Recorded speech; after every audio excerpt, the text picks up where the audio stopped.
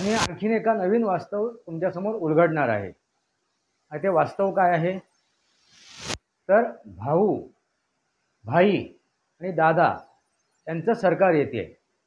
यांनी आता सरकार स्थापन केलं आहे आणि ह्या सरकारामध्ये आणि या सरकाराच्या विरोधात, सरकाराच्या समर्थनात आणि सरकाराच्या विरोधात काही वक्तव्य केली जात आहेत. आणि हे सरकार कशा प्रकारचं असेल ते थोडक्यात आपण समजून घेऊ. मित्रांनो, भाऊंना, भाईंना आणि दादांना, ताईंना, बहिणींना मी एक प्रार्थना करतो, माझे व्हिडिओ बघून पुढे जाऊ नका. माझे व्हिडिओ बघून पुढे जाऊ नका. बघता बघता एक ते थंबचं आहे ना, लाईक तो बटन दाबा किंवा डिसलाईकचं बटन दाबा. जसं तुम्हाला भावेल, जसं आवडेल त्याप्रमाणे निर्णय घ्या, पण काहीतरी करा आणि आपले विचार कमेंट बॉक्समध्ये लिहा, म्हणजे आपली चर्चा पूर्ण होईल. आणि माझे व्हिडिओ आपल्या आप्तेष्टांपर्यंत, आपल्या परिवारापर्यंत, आपल्या नातेवाईकांपर्यंत, आपल्या शेजाऱ्या पाजाऱ्यांपर्यंत, आपल्या मित्रमंडळींपर्यंत पोचवा. आणि काय करायचं, सबस्क्राईबचं बटन दाबायचं आणि ती घंटी वाजवायची, बेल आयकॉन दाबायचं, म्हणजे माझे नवनवीन जे मी विचार मांडतोय, वास्तव मांडतोय ते तुमच्यापर्यंत पोहोचेल आणि आपली वास्तवावरती चर्चा परिपूर्ण होईल. एक नम्र विनंती आहे. शेवटी इच्छा तुमची, शेवटी इच्छा तुमची, निर्णय तुमच्या हातात.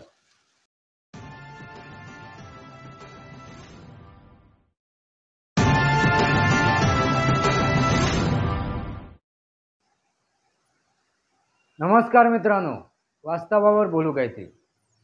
मित्रांनो, आपण वास्तव समोर ठेवतोय, वास्तवावरती चर्चा करतोय.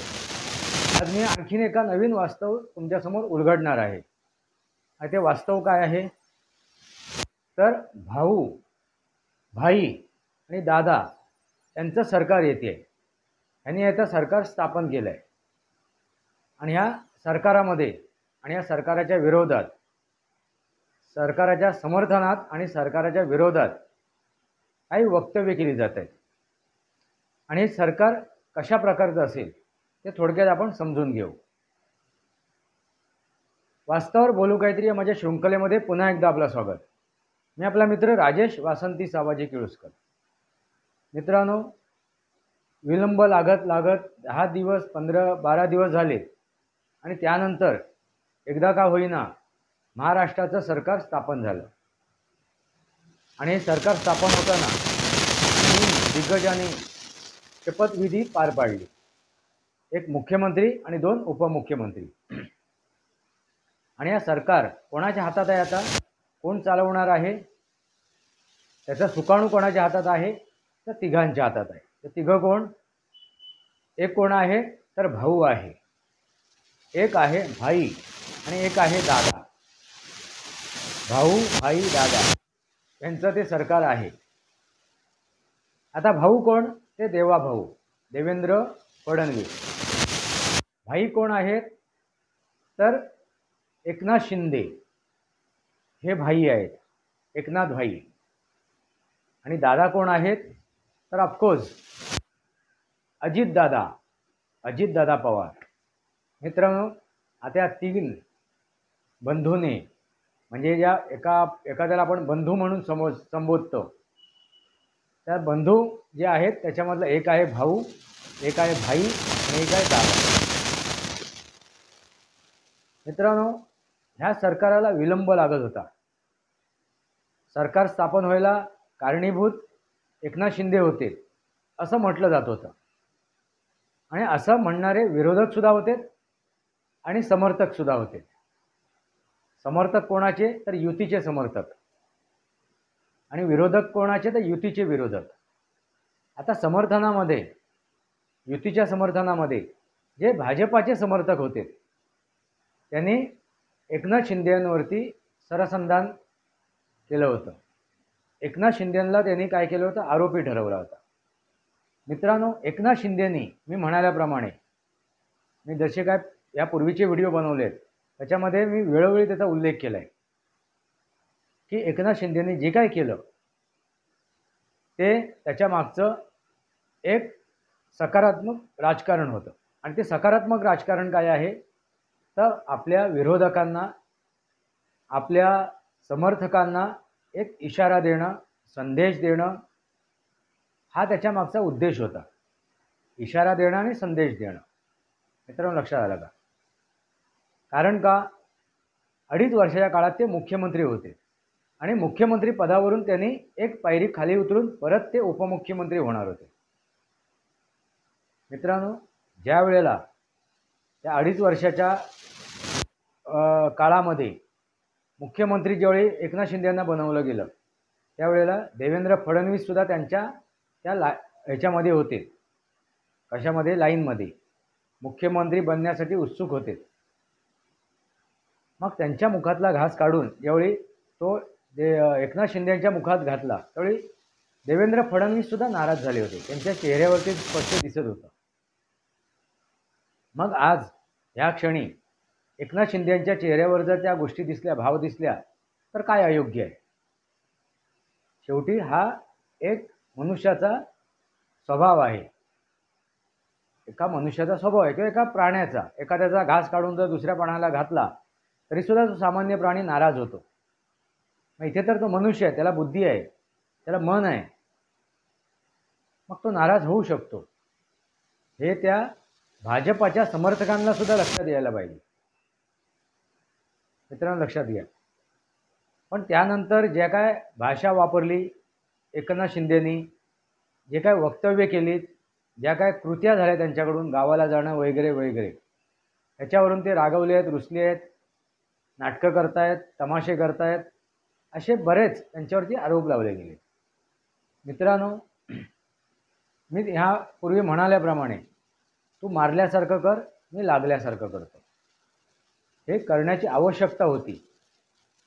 कारण लगेचच त्यांनी ते स्वीकारलं असतं तर काय म्हणाले असते हेच विरोधक आणि समर्थक, काय त्यांना काय लाज लज्जा काय शरम नाही, लगेच खोटेपणा करायला लागले, लगेच लोकांगण घातलं, लगेच नतमस्तक झाले, असंही मागे पुढे बोलायला कमी पडले नसते. हेच ते विरोधक आणि हेच ते समर्थक. मग जो हा वेळ घेतला गेला त्याच्या मागचा उद्देश एवढाच होता की इशारे आणि संदेश देण्याचा, आपल्या समर्थकांना सुद्धा आणि आपल्या विरोधकांना सुद्धा. मित्रांनो, लक्षात घ्या. आणि तो त्यांनी पुरेपूर त्याचा वापर केला. दुसरी महत्त्वाची गोष्ट, हा जो इव्हेंट त्या दिवशी साजरा केला गेला, तो साजरा करताना त्याची उत्कंठा शिगेला पोचवली होती. त्याच्यावरती प्रदीर्घ चर्चा घडवून आणली. त्या विषयावरती प्रदीर्घ चर्चा घडवून आणली. कारण हा जो विजय आहे तो भूतो न भविष्यतो होता. आणि सर्वात मोठा हा विजय कसला आहे तर हिंदुत्वाचा होता.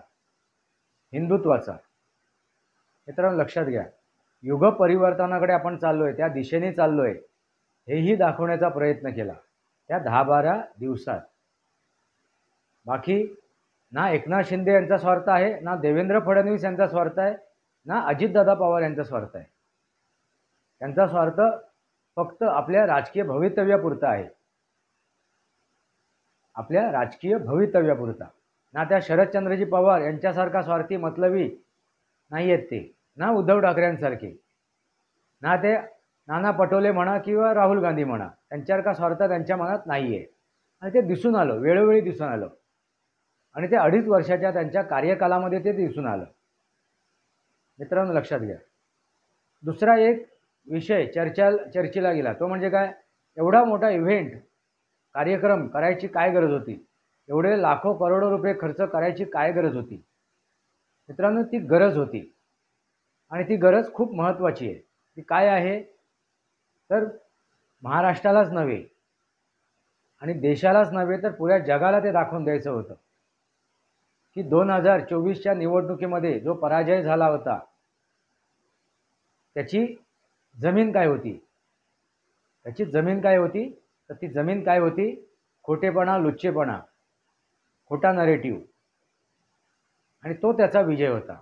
आणि जो आता झालेला विजय आहे तो विजय कशाचा आहे तर त्यांनी केलेल्या 2.5 वर्षाच्या काळामध्ये त्यांनी केलेल्या कार्याचा, योजनांचा, प्रकल्पांचा त्यांना दिलेली ती पोचपावती आहे जनतेने.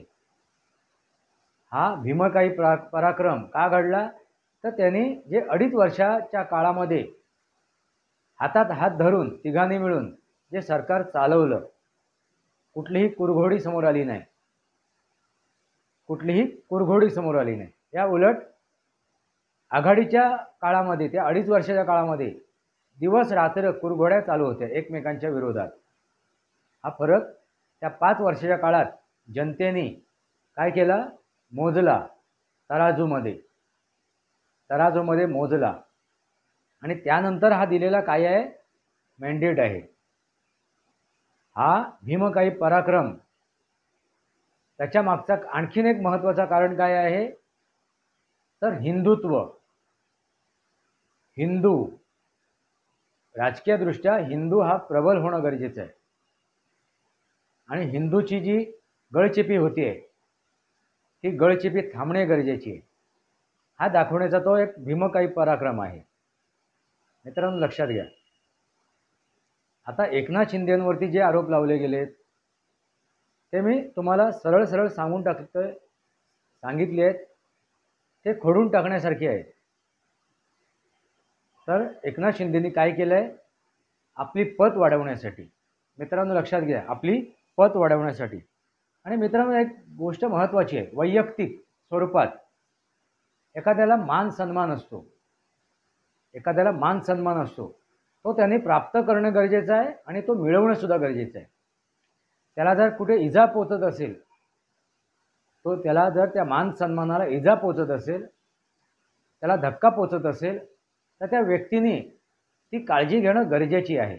आणि तीच काळजी एकनाथ शिंदे यांनी घेतलेली आहे. लक्षात घ्या मित्रांनो, हीच काळजी एकनाथ शिंदेने घेतलेली आहे. परत एखाद्याचा स्वाभिमान असतो, अभिमान नाही, स्वाभिमान.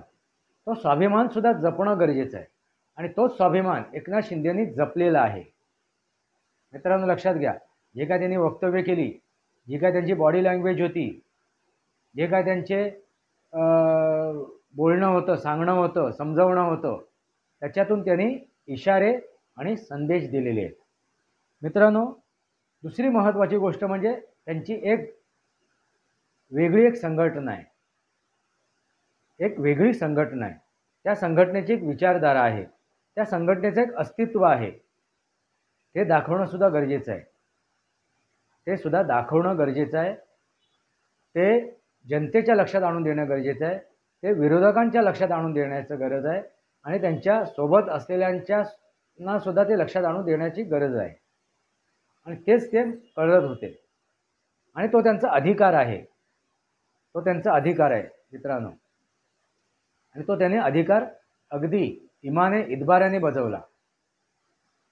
आपल्या ज्या संघटनेचे नेते आहेत त्यांनाही त्यांनी इशारा दिले, त्यांनाही त्यांनी संदेश दिलेले आहेत की मी हा जो जुगार खेळलो 2022 मध्ये, तो जुगार माझा राजकीय भवितव्य मी पणाला लावलं होतं आणि त्याचं फळ मी प्राप्त केलं होतं. आणि त्या फळाला साथ कोणी दिली, तर भारतीय जनता पार्टीच्या वरिष्ठांनी. मित्रांनो त्यावेळी जे भारतीय जनता पार्टीने एकनाथ शिंदेंना मुख्यमंत्री बनवलं, ही त्यांना दिलेली भीक नाही आहे, हे त्यांना दान नाही दिलेलं आहे, त्यांच्यावरती मेहरबानी नाही केलेली आहे. ती वेळ, तो काळ आणि ती स्थिती, त्यानुसार त्यांना दिलेला तो सन्मान होता आणि तो गरजेचा होता. आणि ते सुद्धा भारतीय जनता पार्टीने आपल्या पक्षाचं काळजी घेऊन, आपल्या पक्षाचा मान सन्मान राखण्यासाठी ते केलेला तो प्रकार होता.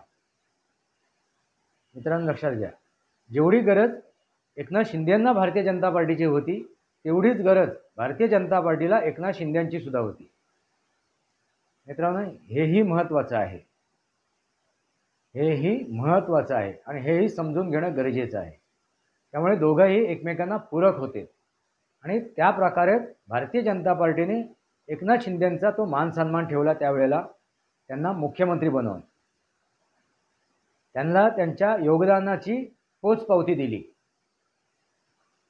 हे उपकार नाही आहेत, मी मेहरबानी नाही आहेत, जर भारतीय जनता पार्टीचे समर्थक विश्लेषक जर समजत असतील तर भारतीय जनता पार्टीने त्यांच्यावरती मेहरबानी केली तर मुळीच नाही, हे त्यांनी लक्षात घ्यावं. मित्रांनो, मी जे विश्लेषण करतोय ना ते तटस्थ राहून करतोय. एक पत्रकारांनी तटस्थ राहणं गरजेचं आहे. आपलं झुकतं माप हे त्यांनी त्याच्या कृतीनुसार कर्मानुसार त्याला द्यायला पाहिजे. मग ते कर्म त्यांचा जर सकारात्मक असेल तर त्या बाजूला झुकलं पाहिजे आणि नकारात्मक असेल तर त्यांना बडवलं पाहिजे. हे पत्रकाराचं काय आहे, कार्य आहे, काम आहे.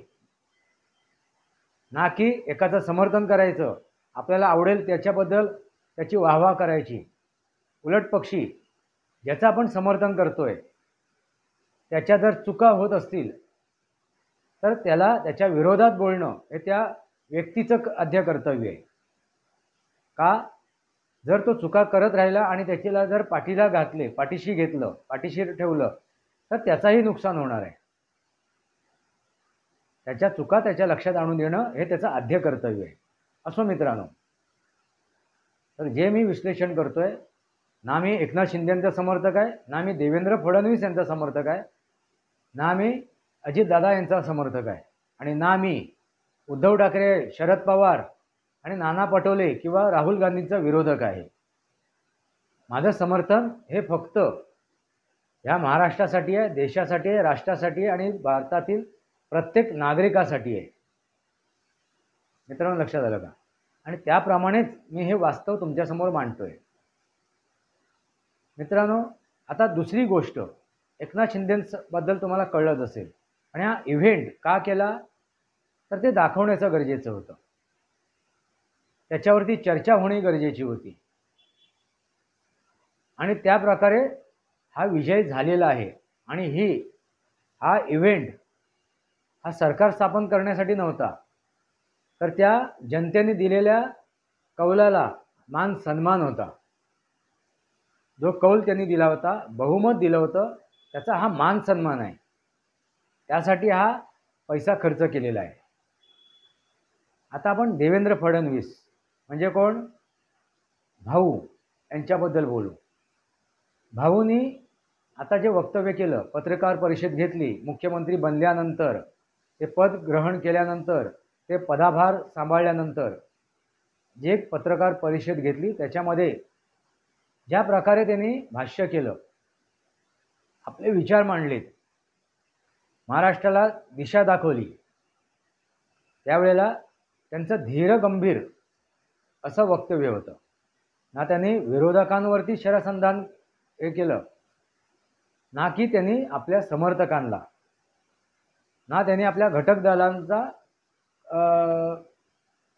कमीपणा केला.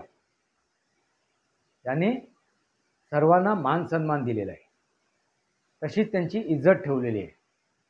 आपल्या घटक दलांना सुद्धा तेवढंच त्यांनी मान सन्मानाने त्यांचा उल्लेख केलेला आहे. असे हे धीरगंभीर एक परिपक्व नेतृत्व आज महाराष्ट्राला लाभलेलं आहे. हे 2014 ते 2019 पर्यंत आपण बघितलेलं आहे. आणि एक विरोधी पक्ष नेता म्हणून 2019 ते 2022 पर्यंत आपण बघितलेलं आहे. आणि त्यानंतर 2.5 वर्षाच्या काळात यांचं सरकार आलं, युतीचं सरकार आलं, त्यावेळी त्यांनी मुख्यमंत्री पदावरून खाली उतरल्यानंतर सुद्धा, उपमुख्यमंत्री झाल्यानंतर सुद्धा ते उपमुख्यमंत्री पदाचं, त्या पदाला सुद्धा त्यांनी न्याय दिलेला आहे. आणि त्यासोबत त्यांच्यासोबत असलेले अजितदादा पवार आणि एकनाथ शिंदे यांचाही त्यांनी कमीपणा होऊ दिला नाही. हे तुम्ही त्या 2.5 वर्षाच्या काळात बघितलं असाल. असे हे नेतृत्व महाराष्ट्राला लाभलेलं आहे देवेंद्र फडणवीस यांचं. एक धुरंधर नेतृत्व, एक चाणक्य, एक कृष्णनीतीने चालणारी व्यक्ती. मित्रांनो, हे कलियुग आहे आणि आता युग परिवर्तनाकडे आपण चाललेलो आहे. आणि त्या युग परिवर्तनाची दिशा आणि दशा ठरवणं गरजेचं आहे. आणि त्यासाठी देवेंद्र फडणवीस हेच मुख्यमंत्री होणे गरजेचे होते. अनुभवी, कर्तृत्ववान, चाणक्य असं नेतृत्व महाराष्ट्राला मिळणं गरजेचं होतं आणि ते मिळालेलं आहे. मित्रांनो लक्षात आलं का? मुख्यमंत्री, त्याच्यानंतर विरोधी पक्षनेते, उपमुख्यमंत्री आणि आता झालेले ते देवेंद्र फडणवीस. आणि त्यापूर्वी एका साध्या सामान्य कार्यकर्त्यापासून मुख्यमंत्री पदापर्यंत त्यांची जी वाटचाल आहे हे सर्व बघितल्यानंतर तुमच्या लक्षात यायला पाहिजे महाराष्ट्राचं काय आहे, दैव चांगलं आहे. त्यामुळे हे असे मुख्यमंत्री या महाराष्ट्राला लाभलेले आहे. तिथे जात पात कुठेही काही येत नाही, संबंध येत नाही. एक मनुष्य म्हणून एक ती चांगली व्यक्ती आहे. असो मित्रांनो, आता राहिले अजितदादा पवार. मित्रांनो, अजितदादा पवार यांना सुद्धा तुम्ही 2.5 वर्षाच्या काळात, त्या 1.5 वर्षाच्या काळात तुम्ही बघितलं असाल. विचारपूर्वक भाष्य करणं, मुद्देसूद बोलणं, आपल्यासोबत असलेले इतर नेते त्यांचा मान सन्मान ठेवणं, म्हणजे कोण, एकनाथ शिंदे आणि देवेंद्र फडणवीस आणि त्यांच्यासोबत असलेले मंत्रिमंडळ यांचा मान सन्मान ठेवणं, हे त्यांनी बाखुबी निभावलं आहे मित्रांनो. आणि तेच तुम्ही त्या 1.5 वर्षाच्या काळात बघितलं. असे हे 3 धुरंधर. आता कोण मुख्यमंत्री आहेत, कोण उपमुख्यमंत्री आहेत हे महत्त्वाचं नाही आहे. आणि त्याचा उल्लेख देवेंद्र फडणवीस यांनी सुद्धा करून दाखवलेला आहे. आम्हाला पदं महत्त्वाची नाही आहेत, तर आम्हाला महाराष्ट्र महत्त्वाचा आहे, महाराष्ट्रातील जनता महत्त्वाची आहे. आणि हा जनतेने दिलेला हा बहुमान, त्या बहुमानाचा सन्मान करत आम्हाला आमच्यावरती जबाबदारी आणखीन पडलेली आहे. जबाबदारीचा बोजा आणखीन आमच्या मानेवर पडलेला आहे. तर आम्ही जनतेच्या मनात आमचं स्थान आणखीन घट्ट करू आणि त्या दिशेनुसार आम्ही प्रवास करू, असाही त्यांचा तो उल्लेख आहे. त्यांचं ते भाषण तुम्ही ऐका, त्यांनी दिलेली पत्रकार परिषद घेतलेली आहे ती तुम्ही ऐका, तुमच्या लक्षात येईल. मी कोणालाही कमी आणि कोणालाही जास्त लेखत नाही आहे. तिघही एकमेकाला तोडीस तोड आहेत. किंबहुना किंचित देवेंद्र फडणवीस या दोघांपेक्षा थोडेसे हे असतील वेगळ्या, म्हणजे 1 मार्क कदाचित मी त्यांना जास्त देईन, 1 मार्क कदाचित मी त्यांना जास्त देईन या दोघांपेक्षा. तरीसुद्धा हे तिघं तोडीस तोड आहेत. आता बघूया येणाऱ्या काळामध्ये ते कशा प्रकारे राज्य चालवत आहेत, सरकार चालवत आहेत, म्हणजे आपल्याला दिसून येईल.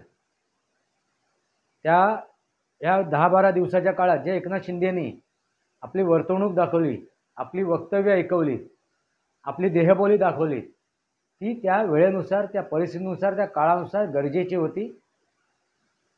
ती त्यांच्या संघटनेसाठी गरजेची होती, त्यांच्या संघटनेतील नेत्यांवरती वचक दाखवण्यासाठी गरजेची होती, त्यांच्या संघटनेतील कार्यकर्त्यांवरती वचक ठेवण्यासाठी ती गरजेची होती.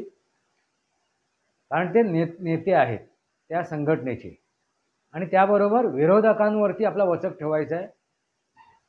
त्याबरोबर आपल्याबरोबर जे सोबत आहेत इतर घटक दल त्यांच्यावरती वचक ठेवण्याची गरजेची आहे. त्यासाठी त्यांनी केलेली ही कृती होती. त्यामुळे देवेंद्र फडणवीस म्हणा, एकनाथ शिंदे म्हणा किंवा अजितदादा पवार म्हणा, त्यांनी ह्या 10-12 दिवसात जे काय वर्तन केलं, जे काय वक्तव्य केली, जी काय त्यांची देहबोली होती, ते सर्व तुला मी मारल्यासारखं करतो, तू लागल्यासारखं कर, तेरी भी चूक मेरी भी चूक, सर्वांचा विजय असो, सर्वांचा जय जयकार असो. मित्रांनो लक्षात आलं का? इशारे द्यायचे ते दिले तिघांनी एकमेकाला किंवा विरोधकांना.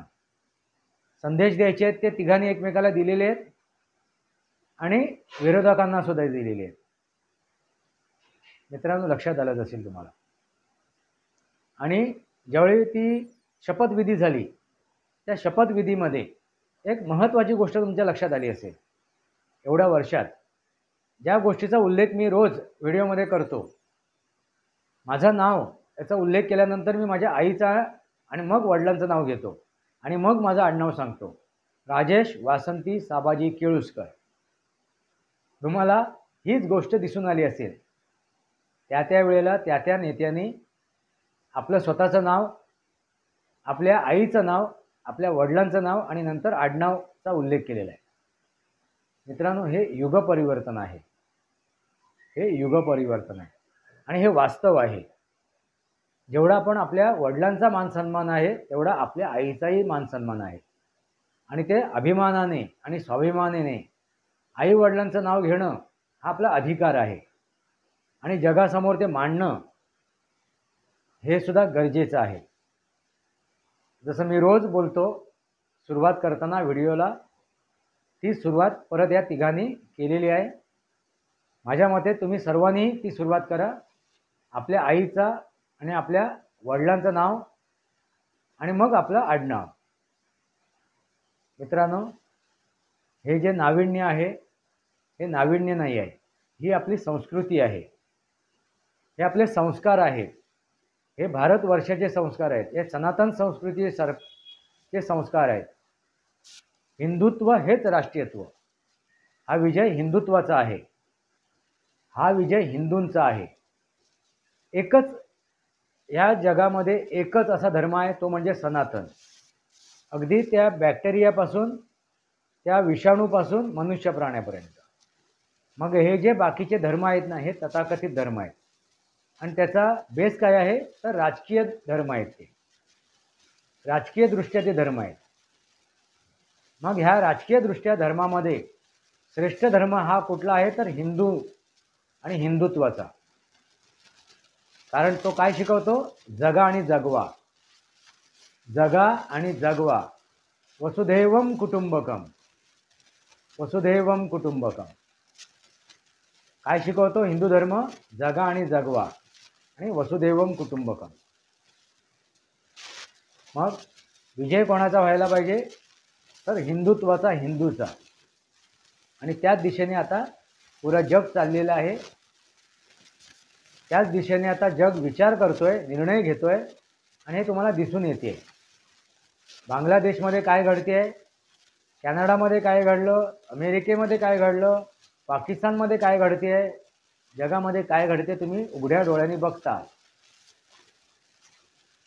कोण कोणाची मानं कापतोय, कोण कोणाला संपवण्यासाठी अधीर झालाय, जग बघते. आणि कोण सहिष्णू आहे. धर्मनिरपेक्ष होण्याची आवश्यकता नाही, कारण धर्म हा एकच आहे. मग हिंदू हा सहिष्णू होता, आहे आणि राहणार आहे. पण सर्वात श्रेष्ठ धर्म कुठला राजकीय दृष्ट्या? तो सुद्धा हिंदू आहे. मग ह्या धर्माचा बोलबाला होणं गरजेचं आहे आणि तोच बोलबाला ह्या विधानसभेच्या निवडणुकीमध्ये दाखवून दिला गेला. हा सर्वात मोठा विजय हा बहिणींचा, भावांचा, शेतकऱ्यांचा, ह्यापेक्षा सर्वात मोठा विजय कसला होता तर हिंदुत्वाचा होता. हिंदू एकत्र झाला. हिंदूंनी एक गठ्ठा मतदान केलेलं आहे. एकत्र येऊन, एका छताखाली येऊन मतदान केलं आहे. एका विचाराने, एका आचाराने, एका विचाराने मतदान केलेलं आहे. त्यामुळे हा विजय हा हिंदुत्वाचा आहे. सर्वात मोठा वाटा हा हिंदुत्वाचा आहे. हिंदुत्वच हेच राष्ट्रीयत्व. मित्रांनो, लक्षात आलं का? मग आता आपण कुठल्या दिशेने चाललो आहे तर युग परिवर्तनाच्या दिशेने चाललो आहे आणि हे युग परिवर्तन आपल्या सर्वांना स्वीकारणं गरजेचं आहे. मित्रांनो, लक्षात आलंच असेल मला काय म्हणायचं आहे ते तुम्हाला. आता सरकार कोणाचं स्थापन झालं आहे? भाऊ, भाई आणि दादाचं. भाऊ कोण तर देवा भाऊ, भाई कोण तर एकनाथ भाई आणि दादा कोण तर अजित दादा. आता हे सरकार कशा प्रकारे काम करते, कशा प्रकारे आपलं कर्तव्य निभावते ते आपल्याला दिसून येईल. पण माझ्या मते हे आता 5 वर्ष चालेल की 2.5 वर्ष चालेल, हा प्रश्न मी का उपस्थित केला याचा उल्लेख मी ह्याच्या अगोदर केलेला आहे. एक देश एक निवडणूक, एक देश एक चुनाव, एक नेशन एक इलेक्शन. तो 2026 ते 2027च्या आसपास घटित होईल। त्यामुळे लोकसभेची आणि विधानसभेच्या निवडणुका, मध्यावर्ती निवडणुका परत एकदा होतील। मग जो 5 वर्षाचा काळ आहे तो घटवला जाईल आणि जर त्या दरम्यान एखादी निवडणूक येत असेल तर एखादा काळ वाढवला जाईल एखाद्या विधानसभेचा, आणि ठरलेल्या त्यावेळेला लोकसभेची आणि पूर्ण देशातील राज्यसभेची, विधानसभेची निवडणूक लढवली जाईल। एक देश एक निवडणूक, एक देश एक चुनाव, एक नेशन एक इलेक्शन, त्याच्यावरती मी व्हिडिओ बनवलेला आहे। म्हणून मी काय म्हणालो, कदाचित 2.5 वर्षाच्या काळानंतर मध्यावर्ती निवडणुका येतील आणि त्या पुऱ्या देशभर असतील, केंद्र सरकार आणि राज्य सरकारची आणि पूर्ण देशाच्या। मग त्या महानगरपालिकेच्या सुद्धा त्याच्याबरोबर होतील। मित्रांनो, लक्षात आलं का? आणि जी ग्रहस्थिती दिसते त्या ग्रहस्थितीनुसार सुद्धा याच गोष्टी लक्षात येत आहेत ज्योतिषशास्त्राच्या हिशोबाने। त्यामुळे बरेचशा ज्योतिषाचार्याने हे सरकार 5 वर्षे चालणार नाही याचा भाकीत केलेलं आहे, पण त्यांना हे माहिती नाही ते का नाही चालणार, ते का नाही चालणार। ते न चालण्याचं कारण काय? एक देश एक चुनाव, एक देश एक निवडणूक, एक इलेक्शन, एक नेशन एक इलेक्शन, हेच एकमेव कारण आहे। ना की या सरकारमध्ये काहीतरी गडबड होईल किंवा ते सरकार कोसळेल, नाही मित्रांनो। ना केंद्र सरकार ना राज्य सरकार। लक्षात आलंच असेल तुम्हाला। मी दोन्ही ह्यांनी सांगितलं आहे, दोन्ही संदर्भात सांगितलेलं आहे। आता बघूया ते 5 वर्षे चालते की 2.5 वर्षात, 2 वर्षात मध्यावर्ती निवडणुका येत आहेत, हे येणारा काळ आपल्याला दाखवेलच। पण जसं ज्योतिषशास्त्र सांगते, तसं ते ग्रहांची भ्रमण सांगते, त्याप्रमाणे माझ्या मते 2-2.5 वर्षात 100% निवडणुका होतील, मध्यावर्ती निवडणुका येतील। आणि त्याची पूर्वतयारी केंद्र सरकारने, नरेंद्र मोदीजी सरकारने ते संसद भवन बनवून केलेलंच आहे। 554 जी संख्या होती बसण्याची आसन व्यवस्था होती, ती आता 888 आसन व्यवस्था केलेली आहे। त्याचा मागचा उद्देश तोच आहे। मित्रांनो, लक्षात आलं का? बघूया आता काय घडते ते, याचा उल्लेख मी वेळोवेळी केलेला आहे। वास्तवावर बोलू काहीतरी मित्रांनो, वास्तवावर बोलू काहीतरी, आणि वास्तव तुमच्यासमोर मांडलेलं आहे।